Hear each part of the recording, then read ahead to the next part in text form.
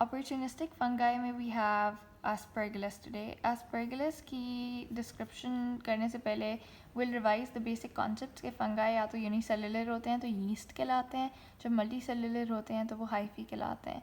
अब what the hell, hyphae नहीं कहलाते, molds कहलाते हैं. M से multicellular, M से molds के अंदर hyphae होते हैं. ठीक है, molds की जो long filamentous structure होता है उसको हम hyphae कहते हैं. Hyphae can either be septate या non-septate.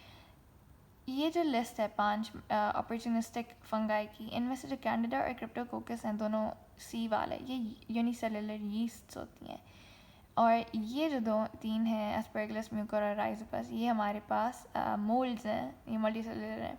वो अलग बात है कि कैंडिडा एक डाईमॉर्फिक है, विच मीन्स कि ये यीस्ट और मोल्ड दोनों में एग्जिस्ट कर सकता है. मतलब नॉट एग्जैक्टली मोल्ड बट वो सूडो हाइफी बनाता है. और ये जो हैं बाकी 3 ये डाईमॉर्फिक नहीं है, this being the yeast or these being molds. So coming to aspergillus, it is a mold like we just said, or it is not dimorphic like we just said. काम की बात इसमें यह है कि फिर इसमें obviously mold क्योंकि ये है तो इसमें hyphae होगा. ये septate hyphae है, इसका जो hyphae है वो septate है, whereas म्यूकोर और राइजोपस का नॉन सेप्टेट aseptate hyphae होता है. इसकी एक बड़ी इंपॉर्टेंट बात यह है कि इसका वी शेप की ये डाइकोटमस ब्रांचेस बन रही होती हैं हाइफी की, यानी हाइफी जो डिवाइड करता है वो इस तरह वी शेप में करता है. ये हमें हेल्पफुल होता है डायग्नोसिस में, जबकि म्यूकोर और राइजोपस जो है वो इस तरह परपेंडिकुलरली करता है. एक और डिफरेंस ये होता है कि एस्परगिलस की बड़ी स्मूथ पैरेलल वो होती हैं, वॉल्स होती हैं, और इसकी इरेगुलर सी होती हैं. You just remember this कि like V is more parallel than perpendicular वाला, you know, मतलब ये how do I explain it, ये ज़्यादा बाहर की तरफ निकला हुआ होगा अगर वो perpendicular है, whereas this is more or less in the same line या plane, V shape वाला.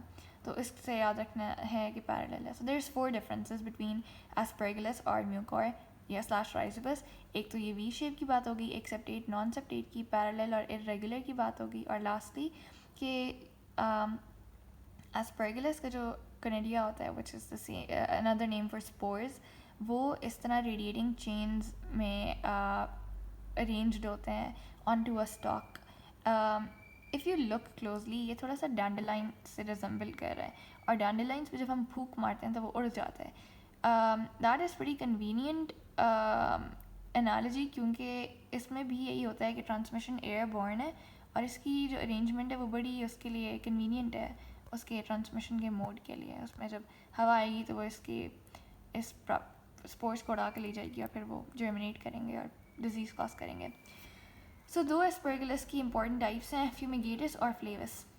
फ्यूमिगेटिस से ही हम आगे सारी पैथोजेनेस जो वो सारी लिंक करेंगे. फ्यूमिगेटिस के लिए की वर्ड फ्यूम्स है. फ्यूम्स जो होते हैं वो जाके हमेशा लंग्स में इरिटेशन कॉज करते हैं. प्लस अगर आप स्मोक के फ्यूम्स में से गुजर रहे हो या हो वहाँ पे, तो वो आंखों में जाके लगते हैं, ठीक है, और स्किन को बर्न करते हैं. तो इस हिंट या कॉन्सेप्ट से हम सारी बात चलाएंगे. इन्फेक्शन होती है स्किन की, आई की. ये जो ईयर्स वाली बात है दिस विल बी हेल्पफुल, क्योंकि एस्परगिलस फ्यूमिगेटिस तो नहीं मैं स्पेसिफाई कर सकती क्योंकि वहाँ लिखा नहीं है, बट एस्परगिलस में बेसिकली हमारे पास साइनोसाइटिस भी होता है. फिर इसमें ये जो दूसरी बात है वो कि रेस्पिरेटरी सिस्टम में मसले होते हैं. तो होता ही है कि इंटरेस्टिंगली इनफ ये होता टीबी के पेशेंट्स में. टीबी के पेशेंट्स में ट्यूबरकुलोमास बनते हैं.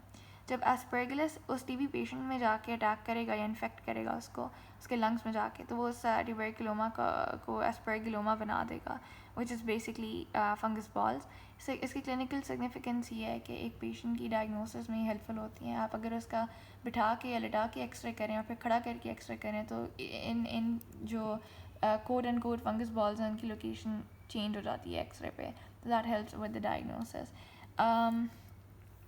तो एक तो ये बात होगी कि फंगस बॉल्स होती हैं लंग्स में. दूसरी चीज़ ये है रेस्पिरेटरी सिस्टम में जब फ्यूम्स जाएंगे कि वो हमें एलर्जिक ब्रोंकोपल्मोनरी एस्परगिलोसिस कर देंगे, ABPA. Whereas Aspergillus flavus जो दूसरी टाइप है वो फ्लेवर से है, खाने पीने की चीज़ों से है. तो